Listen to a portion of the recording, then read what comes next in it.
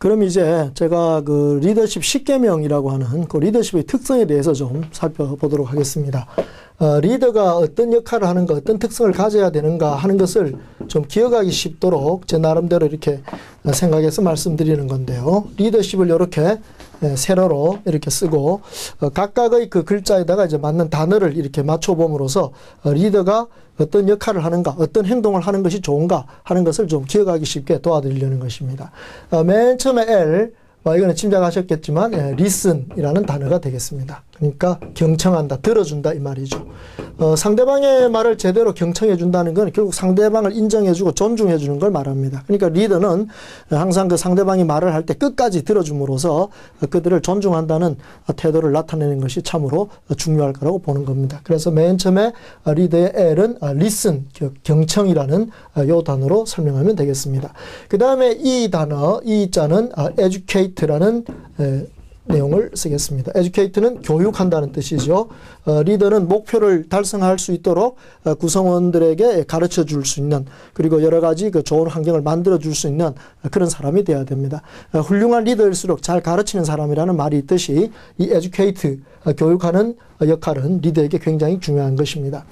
그 다음에 A라고 한다면 이건 assist, 지원한다는 뜻이 되겠습니다. 리더는 구성원들이 좀 더 목표를 쉽게 달성할 수 있도록, 효율적으로 달성할 수 있도록 그들을 지원해 주는 역할을 하는 것입니다.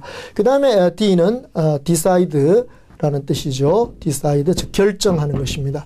리더가 좋은 판단력으로 멋진 결정을 만들어주고 그것이 구성원들에게 공감대를 형성해서 그 목표를 매진할 수 있게 된다면 아마 성공하는 조직이 되는 건 틀림없을 겁니다. 그러므로 어떤 리더가 제대로 결정하지 못하고 주저한다거나 이렇게 되면 리더로서의 자질이 아주 부족한 것이죠. 그래서 이 decide라는 결정한다는 이 역할, 리더로서 중요한 역할이 되겠습니다.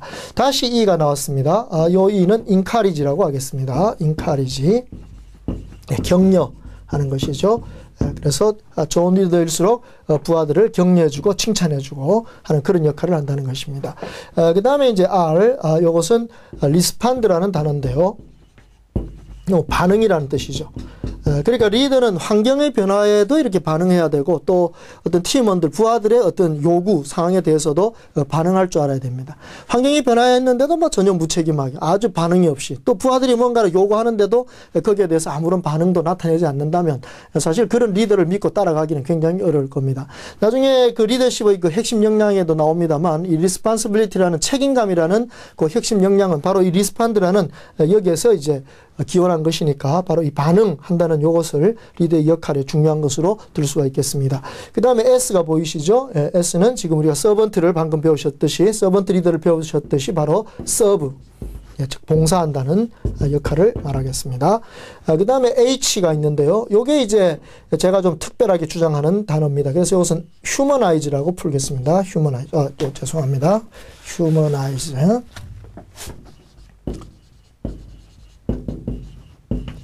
그러니까 이것은 인간적이 된다.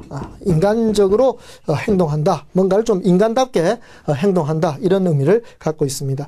이 리더가 좀 인간답게 이렇게 살갑게 굴면 정말 구성원들로서는 그 리더를 존경할 수밖에 없죠. 그래서 능력만 있는 리더보다 인격을 갖춘 리더, 그것이 되는 것이 바로 이런 humanize에서 말하는 의미라고 생각하시면 되겠습니다.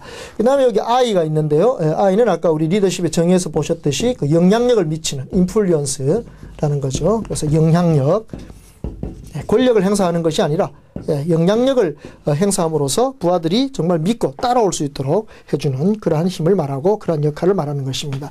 마지막에 P가 있습니다. 이 P는 protect라고 풀겠습니다. protect, 즉 보호하는 것이죠. 그래서 리더의 역할이 이제 보호하는 역할인데, 이게 이제 보호를 무엇을 하느냐 하는 그 순서를 잘 아셔야 되죠. 맨 처음에 조직을 보호해야 되고, 그 다음 조직원들을 보호해야 되고, 마지막에 자기를 보호해야 됩니다. 근데 많은 그 실패하는 리더들은 이 보호하는 순서를 잊어버리죠. 자기를 보호하려고 하다가 보면 결국 파멸의 길에 들어가는 그런 경우를 종종 봅니다. 그래서 리더의 역할로서의 프로텍트, 조직을 제일 우선 보호하고 조직원을 보호하고 마지막으로 자신을 보호한다는 이런 역할도 제대로 이해해 두신다면 멋진 리더가 될 수 있습니다. 그래서 제가 감히 이걸 이제 리더십 10계명이라고 부르는데 리더의 역할로서 이런 10가지 개념들을 좀 이해해 두시고 이걸 한번 적용해 보신다면 아마 멋진 리더, 존경받는 리더가 되지 않겠나 싶습니다. 잘 들어주고 잘 가르쳐주고 지원해주고 정확한 결정을 내려주고 격려해주고 반응해주고 봉사하고 인간적이 되고 그리고 영향력을 행사하고 그리고 보호해주는 이러한 리더를 우리 조직에서 많이 갖고 있다면 정말 우리 조직은 멋진 조직, 막강한 그러한 조직이 될 거라고 생각하는 겁니다. 그래서 제가 설명드린 이 리더십 10계명 이것을 항상 음미해 보시고 항상 자신이 어떤 부분에서 이제 부족한지 좀 생각해서 그 점을 좀 강화시킬 수 있도록 그렇게 하신다면 분명히 부하들로부터 존경받는 그러한 리더가 되실 것입니다. 자, 이렇게 리더십에 관한 특성들, 리더의 역할들에 대해서 우리가 좀 정리를 해보았습니다만 그러면 이번 이 노사합심의 리더십이라고 하는 이 주제를 가지고 하는 이 강의에서 제가 좀 강조하고자 하는 리더의 핵심 역량은 무엇인가 하는 이 부분을 좀 설명드려야 될 것 같습니다. 사실 리더의 특성으로 나오는 것은 뭐 저 말고도 많은 사람들이 이미 지적한 것이기 때문에 여러 가지 그 특성이나 핵심 역량이 있을 수 있겠죠. 그래서 리더십의 핵심 역량이라고 하는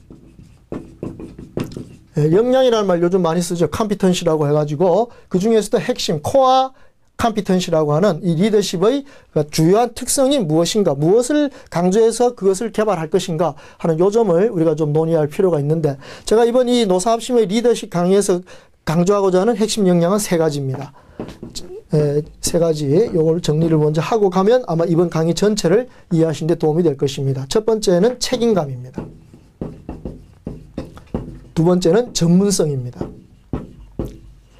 세 번째는 인간성입니다. 그래서 노사합심이라고 하는 그 목표를 달성하는 리더십, 그 리더십이 반드시 갖춰야 될 역량, 그것은 바로 이 3가지라는 것입니다. 맨 처음에 이 책임감이라는 거 영어 단어로 responsibility라고 보통 쓰는데 아까 말씀드린 요 responsibility라는 요 단어가 바로 respond라는 단어에서 나온 것이죠. 그래서 이 respond라는 건 반응한다고 했죠. 환경의 변화에 반응하고 조직 구성원의 요구에 반응할 줄 아는 그러한 책임감 있는 리더. 이것이 바로 우리 노사합심을 이루는데 가장 첫 번째 요인이라고 할 수 있습니다. 이 책임감은 어쩌면 그 리더십이 추구하고자 하는 목표라고 할 수 있는 거죠. 리더가 책임감이 없다면 그건 리더가 아니지 않겠습니까? 그러니까 이 첫 번째 이 책임감의 핵심 역량을 어떻게 강화시킬 수 있는가 하는 이 점이 제 강의에서 좀 강조될 것입니다. 그 다음에